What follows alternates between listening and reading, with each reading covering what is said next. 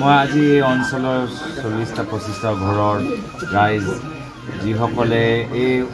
প্ৰভু মহাদেৱৰ ওচৰত শৰাই আগবঢ়াইছিল তেওঁলোকৰ ওচৰত আহি আশীৰ্বাদ বিচাৰিছোঁ তেওঁলোকক কৃতজ্ঞতা জ্ঞাপন কৰিছোঁ তেওঁলোকে যে মানুহৰ যি হৃদয়ৰ যি আগ্ৰহ প্ৰকাশ কৰিছে তাৰ প্ৰতি মোৰ শ্ৰদ্ধা থাকিল আৰু মই ইয়াত উপস্থিত হৈ মহাদেৱৰ পৰা আশীৰ্বাদ বিচাৰিছোঁ যে ইয়াত উপস্থিত থকা বা সমগ্ৰ অসমৰ ৰাইজে আজি যি এটা বিপদৰ এটা পৰিস্থিতি জীয়াই আছে যি এটা অত্যাচাৰৰ এটা পৰিৱেশ জীয়াই আছে তাৰ পৰা মুক্তি পাওক আৰু সেই অত্যাচাৰৰ সেই বিপদৰ সময়